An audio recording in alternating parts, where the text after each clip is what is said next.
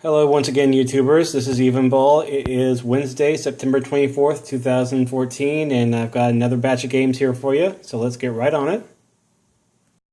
Okay, I got this Super Nintendo here from a Goodwill, and yes, it was only $8. It's a really good price, and it's actually really rare to find a Super Nintendo at Goodwill, and it's pretty gray. It's barely any yellowing at all on this. It came with this power supply, and I got this controller for about $3. Very good deal. And this replaces another one. This gives me about 4 working Super Nintendo, so I decided to trade in my old one, and I got a game for it.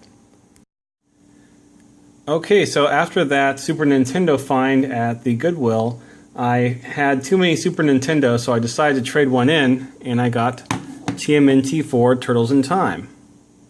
Let me get that in focus there for you. There we go.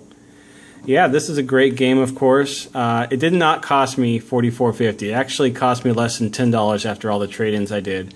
Just a few not so very good games, and that Metroid Prime game that I got basically traded in for the same value that I purchased it. But this is a great game, one of the best beat-em-ups on the 16-bit era, and I'm glad to finally have it in my collection. I've been wanting that one for a long time. Alright, I got a couple of games here from eBay. We'll start right off with Mario Paint. Fun painting game for the Super Nintendo. I haven't had a chance to play with it yet, and I don't have the mouse, but I'll see what I can do with the controller. It should be a lot of fun. And one game that I just didn't have and I just needed. Next up is, of course, Super Mario World. Both these games were about $10 altogether. I'll have to double check that price. But yeah, Super Mario World, believe it or not, I didn't have that game. I used to have it a long time ago, but I got rid of it, and so I'm glad to have it back. And you know, just classic Mario platforming action. There's not much more I can add to it.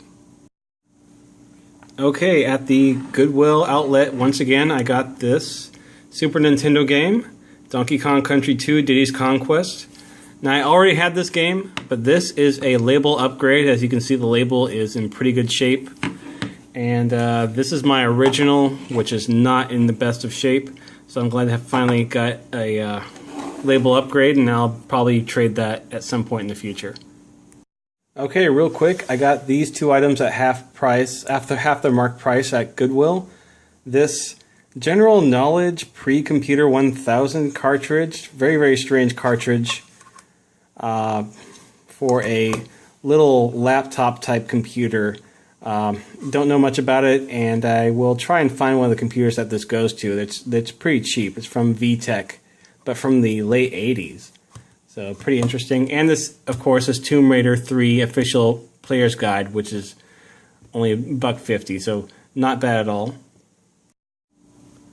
Also, really quick, at the Value Village, I got this Final Fantasy Origins, Final Fantasy 1 and 2 for the PlayStation. And that's in pretty good condition. Everything's in really good condition in here. Although it looks like there's a huge scratch on the disc itself. You can kind of see a circular scratch, or it looks like it. But that should be easy to get out if it is indeed a scratch. And otherwise, it's in pretty good condition. And these are great games. I love the first Final Fantasy. I've never played through the second one, but I'll give it a shot. And I got these cases from a Goodwill outlet again.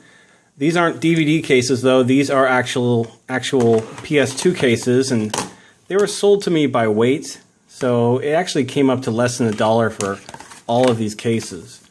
And one of these cases is a Gamecube case, so that's always useful to have, and it's in fair condition, so it's not bad at all. And this week I found a couple of Genesis games that were complete in the box. First one is, of course, Bubsy 2, and it's in pretty good condition in this box. Not a great game, but not that terrible either. There's a pretty funny comic book in here, but really it's trying too hard to be hip, and not all that great, but it's not terrible. They're somewhat fun games. And the next one is Paperboy from Tengen, and it's not every day you find a paper box Sega game in fair condition, and this is in okay condition. Paperboy games are somewhat fun, although not that great. It's a lot of fun to run around and smash people's windows, though, I can tell you that much. Alright, I spent quite a bit of money these last 2 weeks, and I came up with a few big purchases. So one of these big purchases is this. Yeah, this is PC Genjin, also known as Bonk's Adventure, and it is for the Gamecube. There was a remake for the Gamecube and the PS2, actually. It's not exclusive to the Gamecube. And it was only in Japan, but this version is actually really expensive. It goes for about $40 to $50 for the GameCube, but I was able to get it for less than $40 shipped from a Nintendo Age member, so I'm very, very glad that I was finally able to get it for a good price. It's a pretty fun game, although Bonk looks very, very strange with that cheesy grin on his face. He keeps it throughout the whole game. It's very, very, very, very odd, but it's lots of fun. And oh, what do we have here? This is another Commodore system, like that VIC-20, except this one is a lot better. This is a Commodore 128. Commodore 128. Basically, it's the Commodore 64 plus another 64 kilobytes of RAM. And it came with a power supply and a disk drive, a Commodore 1571 disk drive. And it was $40, and that's kind of steep, but for this system, that's actually a really good deal. Now, there is a special monitor for the Commodore 128, but I don't have it. They didn't have it there at the Goodwill, but I was lucky enough to get this as it stands. I don't know if it works yet. I will have to find a way to test it. I don't have a video cable for it, so I'll have to fashion one. But it's nice to have a C64 compatible computer, because I never had one growing up. So I've always wanted one, and now that I finally got one, I'm really happy about it. And finally, the most bizarre thing I purchased this last 2 weeks is this Nintendo GameCube inflatable chair. Yes, it was $4.99 at Value Village. I had never heard of this thing. I'd never seen one before. But apparently this was a Kmart exclusive promotion for the launch of the Nintendo GameCube. And there were about 40,000 of these made, and they're not huge sellers on eBay or anything, but they're somewhat rare, and I've never seen one before in my life. This one's obviously inflated, and it's very, very comfortable to sit in, but I'll probably be deflating it here soon because I don't have the room to have this around. But when I get more room, when I move to a larger place or something, I might re-inflate it and put it in a corner somewhere. It's pretty nice.